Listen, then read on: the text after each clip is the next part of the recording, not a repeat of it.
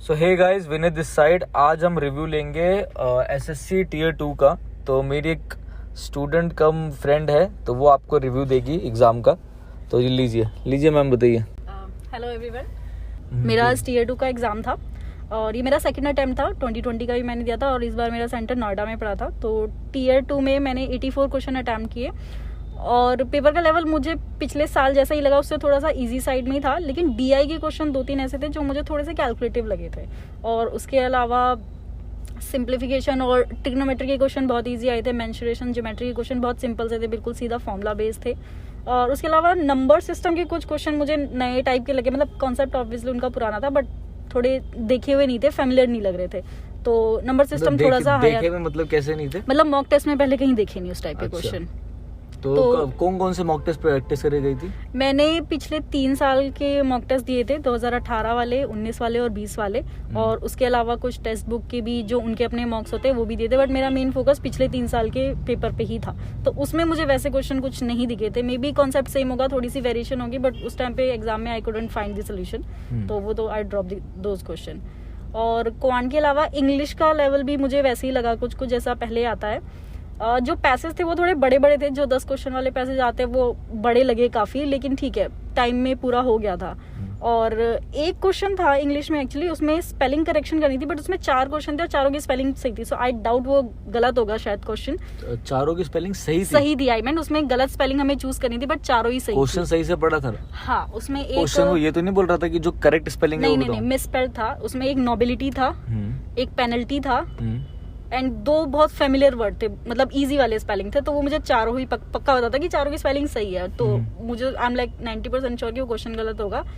Quant में भी मुझे 1-2 क्वेश्चन गलत लगे। एक क्वेश्चन उसमें आया था ज्योमेट्री का, हेक्सागन और कुछ ट्रायंगल से रिलेटेड, नहीं सॉरी 2 सर्कल जो कोसेंट्रिक होते हैं उससे रिलेटेड कुछ था। उसका आंसर जो निकल रहा था वो ऑप्शन में नहीं था। और ये मैंने एक्चुअली काफी बाहर, मैंने एग्जाम सेंटर के बाहर भी सुना था कि वो क्वेश्चन डिस्कस करे, तो शायद वो क्वेश्चन भी उसका गलत था।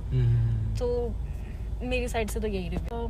अच्छा बता, मुझे एक चीज पूछनी थी कि जैसे बच्चों को ये डाउट होता है कि बच्चे क्या करते हैं, अलग अलग वोकैब पढ़ेंगे। बच्चे द हिंदू न्यूज़पेपर पढ़ते हैं, ठीक है, 1-2 बुकें हैं, कॉमन बुक है, जैसे प्लिंटू पैरामाउंट कर ली, एसपी बख्शी कर ली। फिर बच्चे कहते हैं यार ये तो पुरानी वोकैब्स हैं, तो हम क्या करते हैं कि भाई हिंदू पढ़ते हैं। तो क्या ये सत्य है कि जो प्रीवियस वोकैब्स है, अगर आप, मैं 5 साल का प्रीवियस नहीं कह रहा, मैं कह रहा हूँ कि अगर हम 10 साल का प्रीवियस भी करके जाते हैं तो ऐसा है कि वो कैब रिपीट होती है सारी?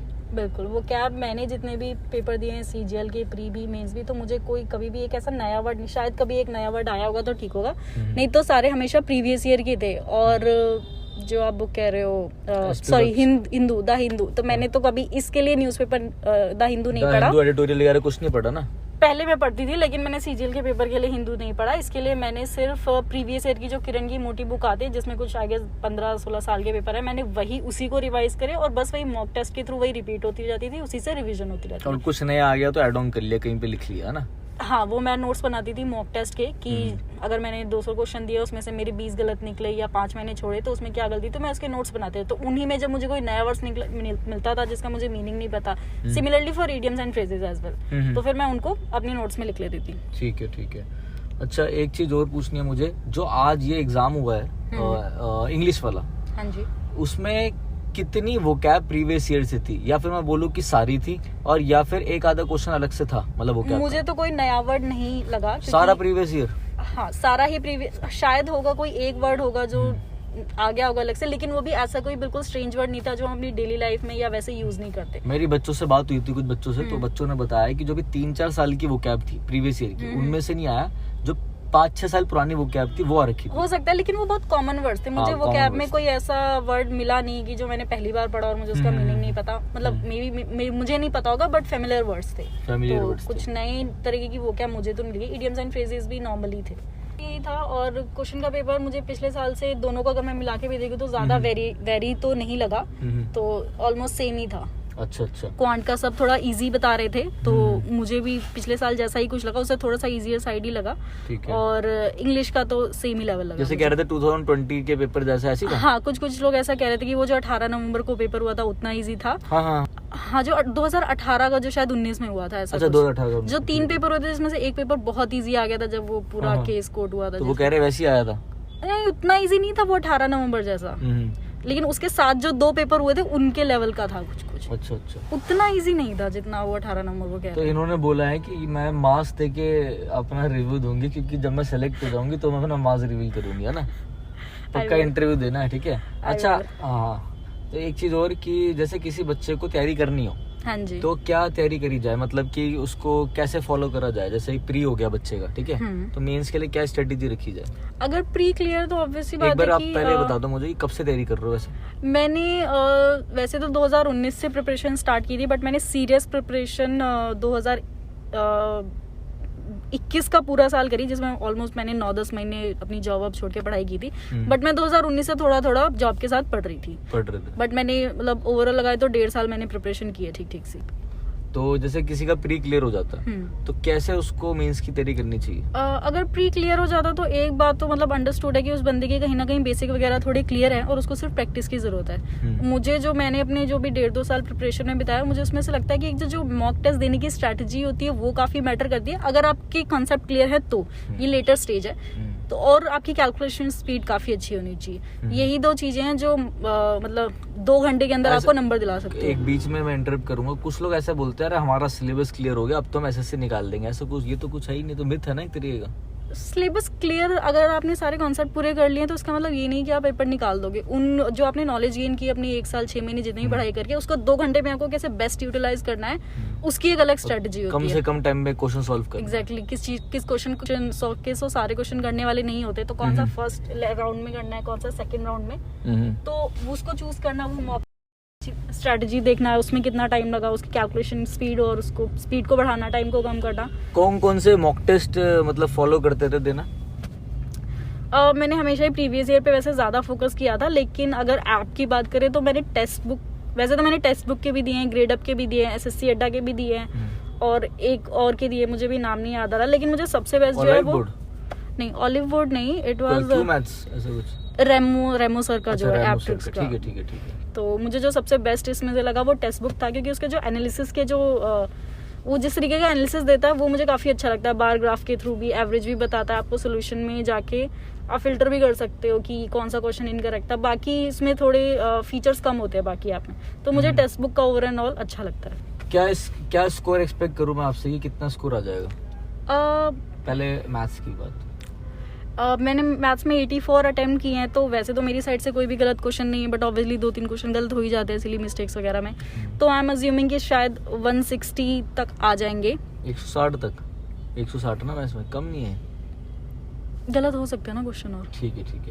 और मतलब 168 का तो पेपर ही अटेम्प्ट किया है, ठीक है, हाँ, तो उस हिसाब से मतलब 160 प्लस हम हो बहुत मैटर करती है यहाँ पर। एग्जैक्टली, क्योंकि उसका वो नेगेटिव मार्किंग भी होती है। और जब हम पहले तैयारी करते थे, प्री देने के लिए जाते थे ना, जब बहुत पहले, जब कुछ नहीं पता था तो सिलेबस पूरा था, जोश था, तो प्री देने के लिए जाते थे, तो पहले समझ लो 90 नंबर का अटेम्प्ट कर दिया, तो खुद ही सोचते थे यार कट ऑफ जाएगी 80 to 83, कट गया तो नहीं हो पाएगा, तो क्या करते हैं लास्ट में जाते टाइम, जब 10 वो कहते थे ना 10 मिनट रह गए, ऐसा कुछ ऑफलाइन पेपर होते थे, तो हम सारे टिक मार देते थे जीके वीके के, उसकी वजह से सिलेक्शन बिल्कुल नहीं होता। और इंग्लिश का कैसा रहा? इंग्लिश का पेपर ओवरऑल मुझे लास्ट ईयर जैसा ही लगा, और उसमें मैंने 198 अटेम्प्ट किए, बट इंग्लिश के क्वेश्चन में, इंग्लिश के पेपर में क्या होता है, क्वेश्चन गलत ज्यादा हो जाते हैं, तो जब मैं मॉक भी देती थी तो मेरे 10 से 12 क्वेश्चन हो जाते थे गलत, अगर मैं बहुत अच्छे से दे रही हूँ अपनी साइड से, कोई भी गलत या गेस नहीं कर रही हूँ। तो एक्चुअल पेपर में मैंने कोई गेस तो नहीं किया, लेकिन हाँ कुछ 3-4 क्वेश्चन ऐसे थे जिसमें मैं बहुत श्योर नहीं थी, बट मुझे था कि हाँ मैं 50% श्योर हूँ ये आंसर है, तो मैंने उनको मार्क कर दिया। सो लेट्स सी कितने मार्क्स आते हैं, उसमें बेसिकली रॉन्ग क्वेश्चन पे ज्यादा डिपेंड करता है, अगर वो ज्यादा चले गए तो स्कोर गिर जाएगा। बट मेरे मॉक्स में मतलब 160 प्लस ही रहते थे हमेशा, और जो प्रीवियस ईयर जो पहले के टीसीएस के जो पेपर होते थे वो थोड़े इजियर लेवल पे होते थे, उसमें तो मेरे 190 प्लस भी आ जाते थे प्रीवियस ईयर में ना। हाँ प्रीवियस ईयर में, बट ये कि पिछले साल का और इस साल का जो इंग्लिश का लेवल था पेपर का, वो पिछले जो कई साल है उनसे थोड़ा सा हाई था, तो उसमें 190 प्लस तो मैं इतना एक्सपेक्ट नहीं करी, बट आई गेस 170s में शायद आ जाने चाहिए इतने। ठीक है, बाकी मतलब इस बार पोस्ट पक्की है फिर तो। और प्री का स्कोर क्या? प्री का स्कोर मेरा नॉर्मलाइज है 142 और 143 समथिंग। अच्छा स्कोर है तो, थैंक यू। कह रहे सब नेगेटिव बोलो जा रहे हो, अब अभी तारीफ करिए। तो सही है। अगर 142 वहाँ पर 142 है ना, हाँ 142 यहाँ पे, 160 इसमें और 170 उसमें, तो कितने हो गए टोटली? 330 और 140 470 समथिंग के आसपास। और फिर डिपेंड्स ऑन टीयर 3। टीयर 3। अच्छा, एक लास्ट क्वेश्चन था मेरा इंग्लिश के ऊपर ही। हाँ जी। सेम पैटर्न था? यस, पिछले साल से सेम पैटर्न था। हम्म। पैटर्न एज इन की स्टार्टिंग में वही पैसेजेस थे, 2 पैसेज थे जो 5-5 क्वेश्चन के थे, और बाकी के 2 या 3 पैसेज थे जो 10-10 क्वेश्चन वाले थे। अच्छा। उसके अलावा 2 या 3 फिल इन द ब्लैंक्स थे, लेकिन फिल इन द ब्लैंक्स बहुत बड़े नहीं थे। जैसे पिछली बार 1-2 बार मैंने प्रीवियस ईयर के पेपर देखे थे जिसमें पूरे पैसेज जितना एक था और उसमें फिल इन द ब्लैंक्स, तो इतना बड़ा नहीं था, normal fill in the blanks था और 5-5 वाले ही थे। और उसके अलावा वोकैबुलरी मैंने बताया एज सच को नई नहीं दिखी, नॉर्मल डे टू डे वाले ही वर्ड थे। PQRS भी 3 या 4 क्वेश्चन थे जिसमें थोड़ी सी आइडेंटिफाई करने में दिक्कत हो रही थी कि क्या सही सीक्वेंस है, अदरवाइज वो भी ठीक ठीक थे, इतना कोई हाई लेवल नहीं था। और उसके अलावा ग्रामर के वही एज यूजुअल सेम ही क्वेश्चन थे, सेम जो रूल्स पे पूछे जाते हैं, तो इतना कुछ नया उसमें एक्सपेक्ट नहीं था। पैटर्न भी सेम ही था पिछले साल से। अच्छा, सेम था सारा पैटर्न? हाँ जी। सो ये था हमारा टियर 2 का रिव्यू आज का, जो एग्ज़ाम हुआ था मैथ्स और इंग्लिश दोनों का, ठीक है। और आपने ये भी देखा कि किस हिसाब से कैंडिडेट प्रिपरेशन कर रहे हैं, सब लोग मेहनत कर रहे हैं, ठीक है। और आपने एक चीज़ देखा, अगर बच्चे इंग्लिश की बात करें तो मैं बोलूँगा, अगर लोगों को वोकैब का बहुत डर होता है तो आप यहाँ से भी इनसे सुन सकते हो। जैसे इन्होंने बोला कि सिर्फ प्रीवियस ईयर ही है, आप नई नई बुकें उठाएं, एडिटोरियल उठाएं, उनसे फ़ायदा नहीं है, सिर्फ प्रीवियस ईयर पे फोकस करें। और अगर आपको ये वीडियो अच्छी लगी हो तो लाइक करना। ये मेरा फर्स्ट एक टाइप ऑफ इंटरव्यू था, ठीक है, अब व्लॉग टाइप का। अगर अच्छा लगा हो तो मैं आपके लिए ऐसे बहुत सारे लाऊंगा, तो आप कमेंट करके मुझे ज़रूर बताना। और कोई भी अगर बच्चा आप में से तैयारी कर रहा है और जिससे 3-4 साल हो गए हैं, या कोई ना कोई गवर्नमेंट जॉब पे है या नहीं भी है, कहीं सिलेक्शन हुआ है चाहे नहीं भी हुआ, कोई अपनी स्टोरी बताना चाहता है तो मुझे वो कमेंट कर सकता है, उनका भी इंटरव्यू हम शेड्यूल करेंगे, ठीक है। तो चलिए चलता हूँ मैं, चलिए, thanks, have a nice day.